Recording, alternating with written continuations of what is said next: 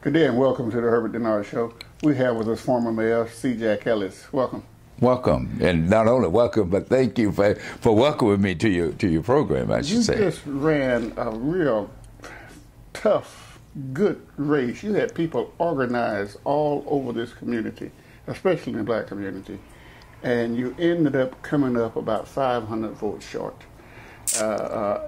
It's bad to lose any time, but it's especially hard when you be so close. And you had people like Kim Carter. You had a team of people working for you. What happened? You just couldn't get that last few votes?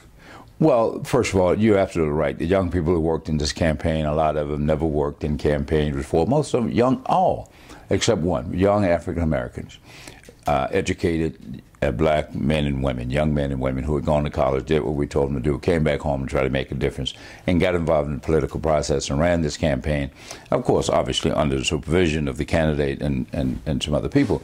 But they really put together a winning plan, and they worked hard, worked their tail off, did it for free. You know, we weren't throwing around $9,000, $10,000 contracts like my opponent was. So I can never say enough about them, the volunteers, and the people who voted. I thank them very much for the confidence that you showed in me as a result of that election. I'm very humbled by it, and let's say that we will continue to unite and continue to press the political system here to do the right thing, whatever that right thing is, and we know what that is.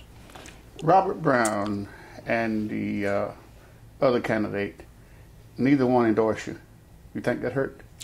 Well, you know, it would be easy to second guess. We went about our business as though we had the endorsements that we had and went about our business to win the race. We didn't think that anyone else would win it for us. We had to win it for ourselves. We had to take our message to the people. So when you look at 9,707 people, almost 10,000 people, did rally to that message and rally to this candidacy, to our candidacy, and of course went out and voted. And I'm very pleased that the ones who voted. But the short answer to your question is that some precincts in North Macon, of course, voted in record numbers, 75, 80%, and some of our, even though I won 17 precincts, but the turnout wasn't as great as it should have been. I'm very grateful for those who did. But had we had like another 2% turnout in some of those precincts, I think we did the numbers if we had another 34, 35 people per precinct. And, you know, it would have been a different victory versus defeat. So we are not second-guessing ourselves. We work hard, because when you second-guess yourself, you say, I didn't do all that I could have done, and I think we did all that we could have done. I'm very pleased with the effort of the young people. I'm very pleased with my effort. I can second guess myself. I can say, oh, maybe I could have done more in the debate. Maybe I should have brought this issue up. But, you know, that's hindsight. What I want to make sure is every vote that was cast is counted, and every person that went to vote, that their intention were made known. We do know that there were a lot of people who went to vote, and I don't have that exact number, but the ones who have spoken to me, is that they went to vote, and because of either their lack of understanding of the voting process, or we didn't educate them enough. The poll workers and those people didn't educate them enough as to there were two ballots, and you had to choose one, and there was a brown ballot and a white ballot. Some people took the white ballot, which just only had the senatorial candidates on it, David Lucas and Miriam Parrish. And then there were another candidate, because we did have a partisan race, there were another ballot, the brown ballot, that had both David Lucas, Miriam Parrish, and myself and Robert Rickard on it. So when some people took that ballot, they voted, then they realized, hey, I only voted for David here, or I only voted for Marion. I wanted to vote for Jack, or I wanted to vote for, in this case, wanted to vote for me. And they, oh, you've already cast your ballot, too late, you took the wrong ballot, you were supposed to get the brown ballot and you got the white. Some people didn't know that, it created a little confusion, but I don't know whether that would have, enough people, we are trying to get that number now. We don't know whether enough people so situated that was change the outcome of the election.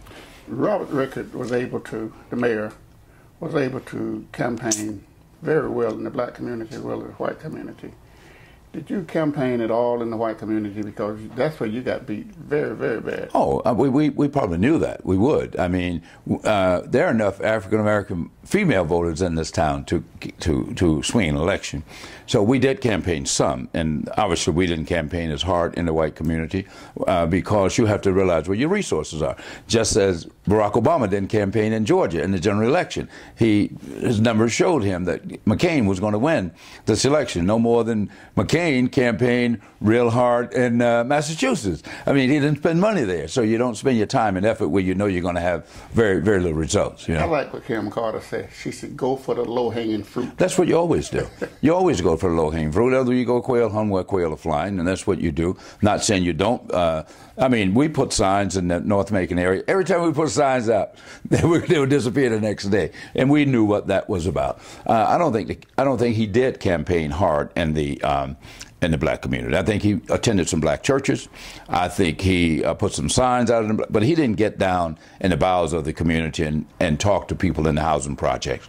He didn't talk to people in other areas. He just didn't do that. He went into the black churches and he would receive, as he should be, as the mayor. He should have been received with respect for the office in which he held. So I don't have a problem with that. But he didn't campaign. No one should say that he campaigned hard in the African community. He had a couple people on his team from the African community that tried to carry his message for him. But I'm very pleased with the support of the African American community. Here we got approximately 91% of the vote. So that was, and you know, that's great. Now, of course, with him getting 9–10% of the African American vote, and I'm only getting 4 or 5% of the white vote. Of course, that's the difference in the race. And it says that black people, it says something about black people. It says two things.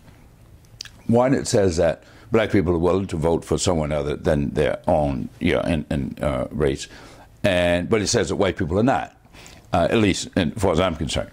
And it also says that sometimes black people just think the other candidate is just better because and for personal reasons. Ice is cold. Yeah. He'll be around and say that all the time. Yeah, personal reasons. It has nothing to do with the issues, has nothing to do with the facts, has to do with that personality thing. And that's very unfortunate. You know, Maynard Jackson said, I remember I was in Atlanta in 1982 when Andy Young was succeeding Maynard.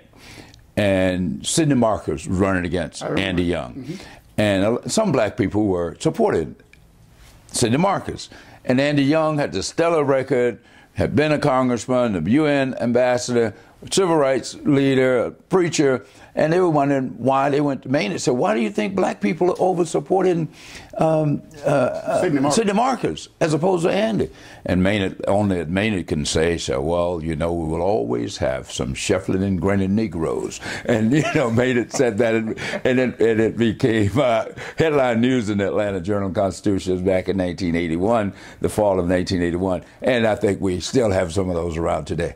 We're about out of time, but let me ask you this last question. Where does C. Jack Ellis go from here? Well, first of all, we take the political capital that we have collectively. It's a bottoms-up program. We empower people to get involved in the political process. We organize a political organization from here. And who knows, 4 years from now, I would have been running for my second term. So maybe in 4 years from now, I'll be running for another term as mayor. Appreciate you stopping by. Thank you. Best of luck. Thank you very much. And we'll be right back.